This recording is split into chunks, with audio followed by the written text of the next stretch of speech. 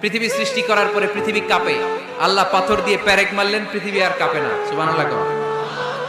ফেরেশতারা দেখে তো অবাক। ফেরেশতারা বলে, আল্লাহ পাহাড়ের এত শক্তি, পাহাড় গেড়ে দিলেন পৃথিবীতে, আর পৃথিবী কাঁপে না। হাল মিন খালকিকা আশাদ্দু মিনাল জিবাল, আল্লাহ আপনার সৃষ্টির মধ্যে পাহাড়ের চেয়ে শক্তিশালী কি কিছু আছে? আল্লাহ বললেন, নাআম, আছে। আল হাদিদ, লোহা। লোহা পাহাড়ের চেয়ে শক্তিশালী, কারণ লোহা পাহাড়ে মারলে পাহাড় ভেঙে যায়, ঠিক কিনা? ফেরেশতারা আরো অবাক, লোহা এত শক্তিশালী। হাল মিন খালকিকা আশাদ্দু মিনাল হাদিদ, আল্লাহ তাহলে লোহার চেয়ে শক্তিশালী মনে হয় কিছু নাই, আছে? আল্লাহ বললেন, নাআম, আছে। আন্নার, আগুন, কারণ আগুনের মধ্যে লোহা ফেলে দিলে লোহা গলে যায়, ঠিক কিনা? ফেরেশতারা তো আরো অবাক। ফেরেশতারা বলে, তাই নাকি? আগুন এত শক্তিশালী, তো হাল মিন খালকিকা আশাদ্দু মিনান নার, আল্লাহ আপনার সৃষ্টিতে আগুনের চেয়ে শক্তিশালী কিছু আছে? আল্লাহ বলে, আছে।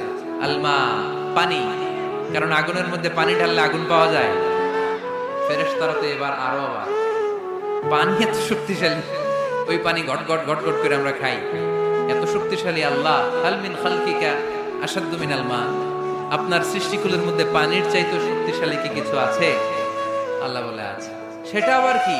আল্লাহ বলে, আর রিহ, বাতাস।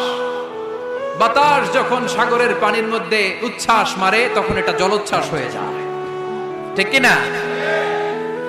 বাতাসের ধাক্কায় পানি জলোচ্ছ্বাস হয়ে এক জায়গা থেকে আরেক জায়গায় যায়।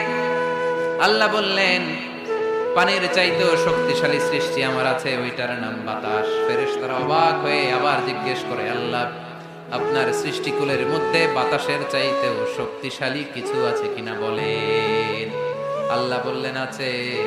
বাতাসের চাইতেও শক্তিশালী হলো আমার আশরাফুল মাখলুকাত মানুষ।